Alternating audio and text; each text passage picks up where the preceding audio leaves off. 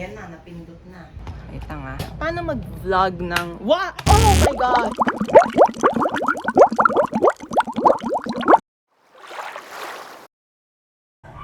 Ishibi Documentation Club.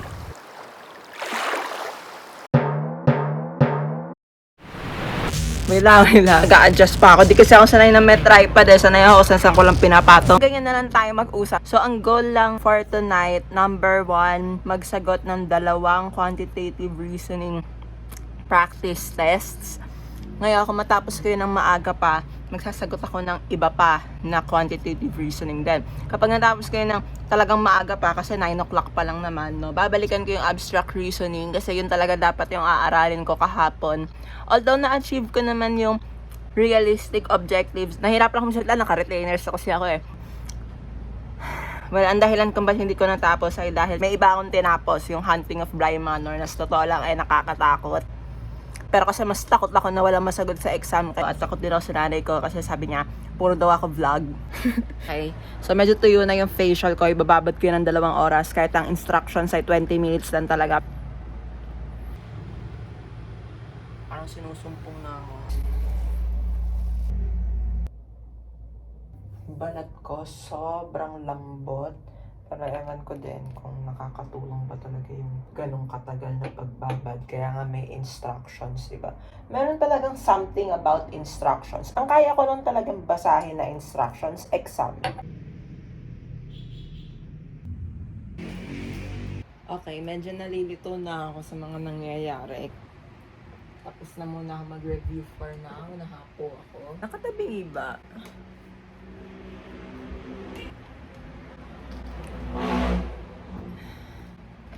Parang nakaganon, no? Sino may problema sa atin? Sagot. Ano, hindi talaga pantay yung kama. Naiintindihan ko na. Nice. Okay. Hindi nakapag-aral-aral na ako ng quantitative reasoning, no? Yung mga sinabi kong goals ko kagabi, hindi ko na-achieve. Okay. So, let's have a talk. Basta, ganito kasi ang routine ko eh. Like, sa totoo lang ha, magpakatotoo na tayo. Ay, sorry, wait lang ha. Ayan, higa tayo. Okay, binili na ako ni ate ng tripod. Noong una naman, hindi ko naman kailangan ng tripod eh. So, kung masira phone ko, wala na. So, wala akong balak bumili ng camera. Baka next time pa when I've started earning already. O kapag di ko na matiis, whichever comes first. Pero binili rin ako ni ate ng mic kasi kahit napakalakas ng boses ko, malakas din yung mga nasa paligid. So, kumbaga naglalabanan kami. Halimbawa, yung sa kalsada. So, it's really not about the volume. Nawala sa isip ko na meron nga palang family members na as in di nakakaintindi ng Tagalog, as in nada, no Filipino. So ang ending niyan, nalagay na ako ng subtitles. Pwede bang bumaba ka pa? Ay pusang gala. Okay, anyway. Ito yung adapter. Sorry. Adapter. Okay. Huwag tayo magpagtap. What is this for? Mukha siyang charge. Ay, hindi. Hindi, baka nga charger. Charger siya ng mic ata. Ha? Kayo maniwala sa akin. I like the pouch though. Iniisip ko palang napakadami kong i-edit, di ko na kaya. Si ate, ginagawa niya yung intro. Nagawa niya na yung icon. Diyos ko po, baka naman mas... Ay, shoot, tanggala. Hoy, akala ko nawawala yung kuchi-kuchi. This is the reason why I bought this. Saksak ko ha, teletek mo. Hello? Nagana na ba? Uy, nailaw na. Sahig na ako. Litong-lito na kasi ako. Gumagana ba? Hintayin ko may dumaan ulit na jeep. Hello. Kagabi, hirap na hirap. Sige, magkakwento na lang ako para matesting natin, no? Kagabi, hirap na hirap akong makatulog kasi, well, usually basta hindi ko nakatabi matulog ate ko, medyo nahirapan ako matulog. Tapos anood pa kami ng Hunting of Bly Manor, so parang, sinend na ni ate yung intro!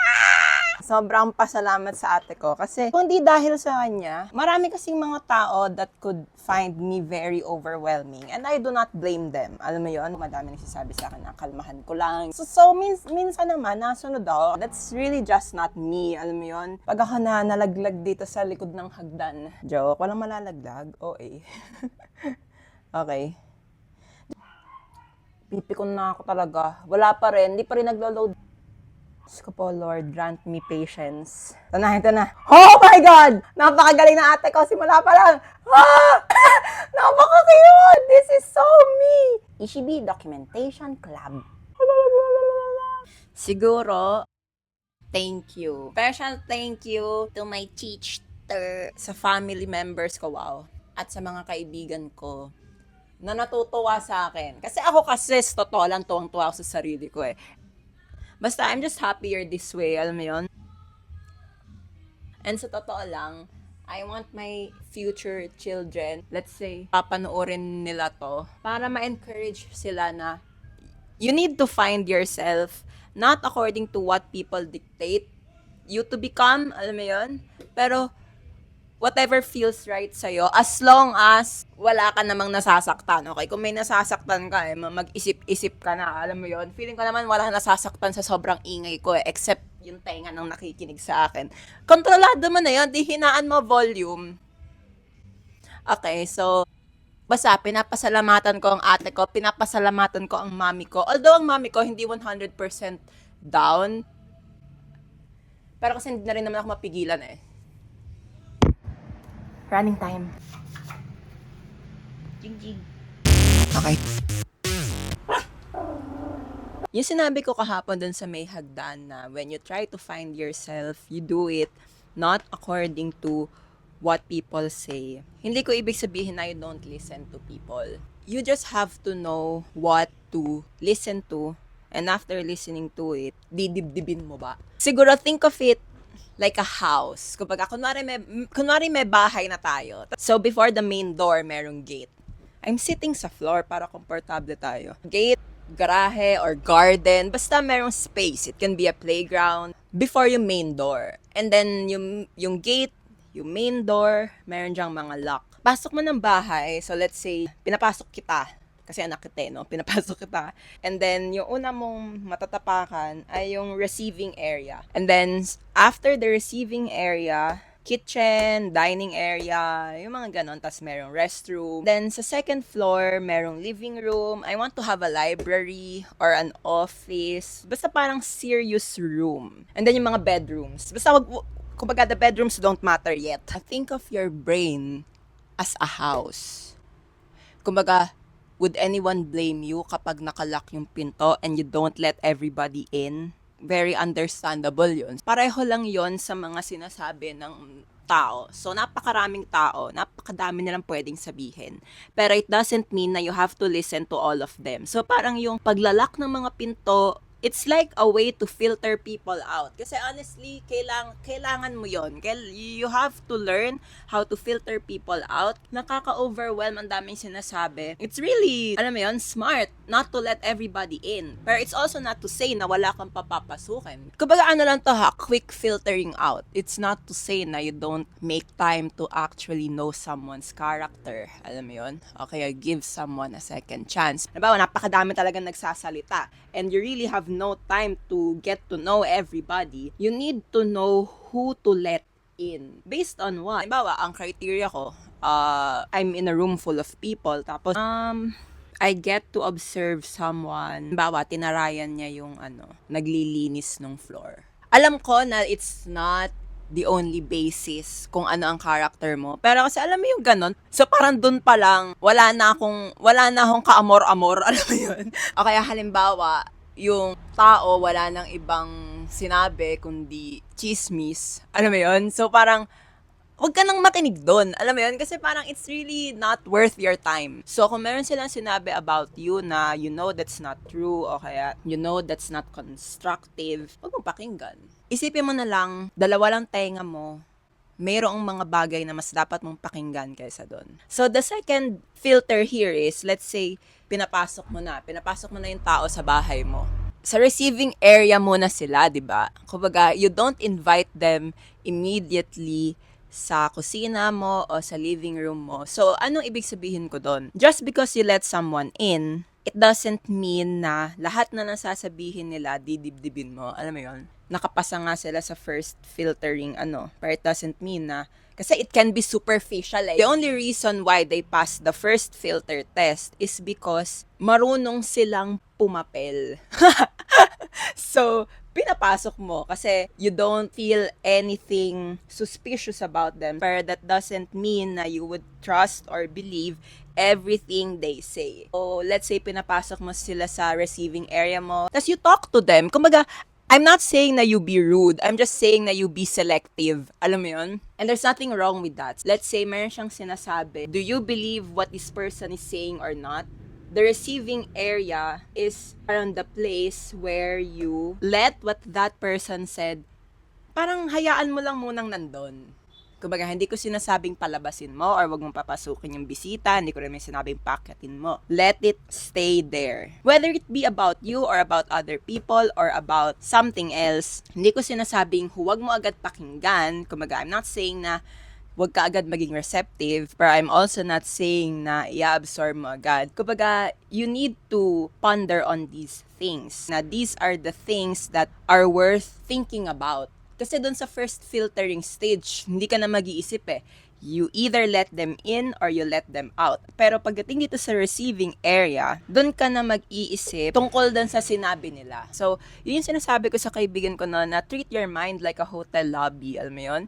Kaya nga may lobby eh. It means na it's for waiting. So, ina-expect na ng guest or ina-expect na ng kung sino man na pwedeng hindi sila mapaakyat agad.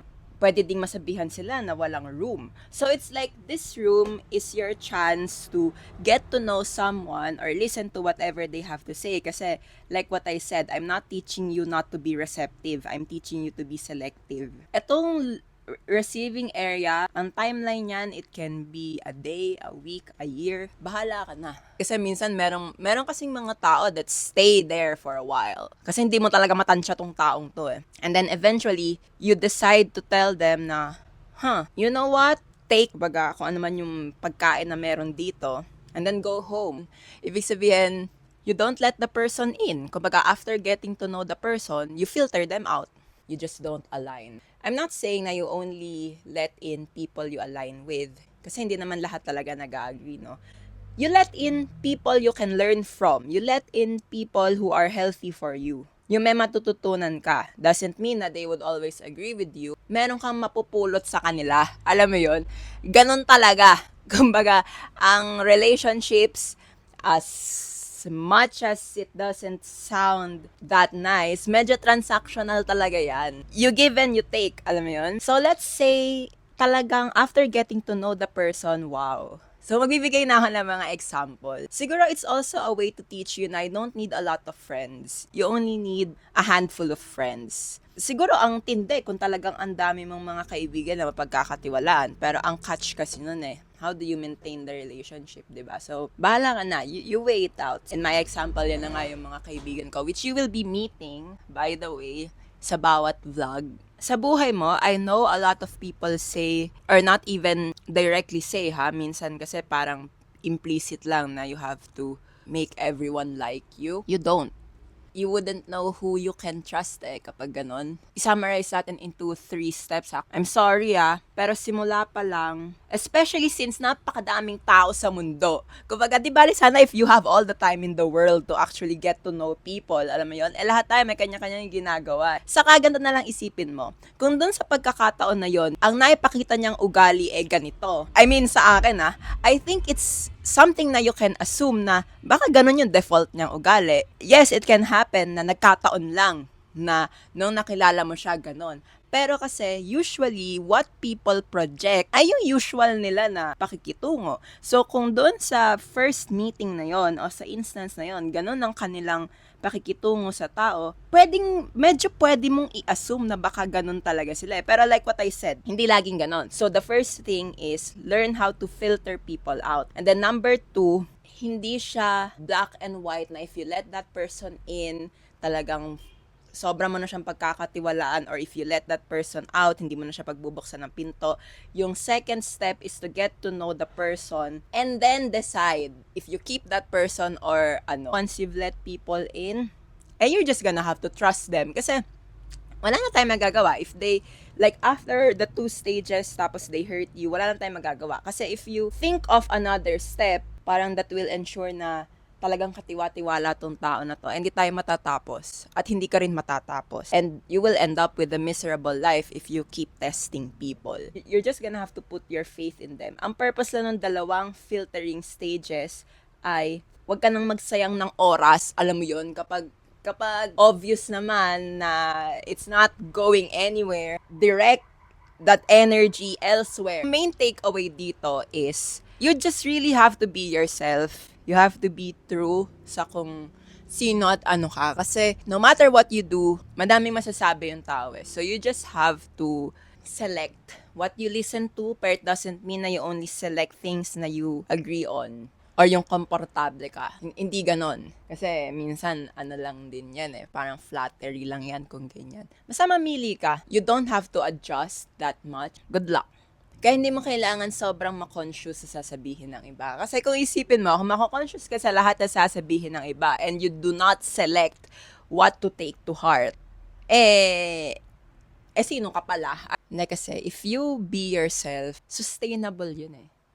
Kasi you're not gonna have to pretend. Alam mo yun? Pag kasi nagkukunwari ka, eventually you'll get tired of it. And then your real nature will parang sip through the cracks. Kalimutan akong ipaliwanag. Yung sinasabi kong serious room, parang it's a place where you compromise with people. You won't always get what you want, no? Pero at least you should have yung mga non-negotiables mo, halimbawa sa friendship, sa relationship, ganyan. So, the serious room is for exactly that. Alam mo yun? Matuto ka ding i-assert kung ano yung gusto mo, pero at the same time, maging open to what they want. Kumbaga, mag-adjust ka din. Relationships with people, kumbaga, mapakaibigan o family member mo, it's really not easy. So, parang, you really have to talk about it. So, kumbaga, nakalagpas na siya sa receiving area, tas hindi pa rin talaga, tas agree kayo, pero may mga bagay kayo na hindi pinag-aagrihan. Yun, doon kayo sa study room. And then, if you've come to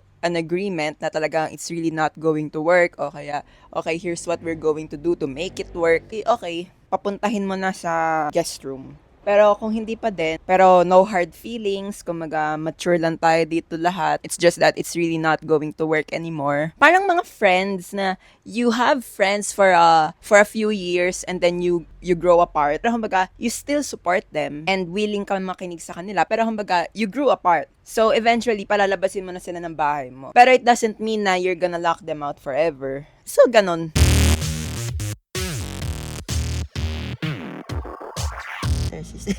Don't show my swimming cap.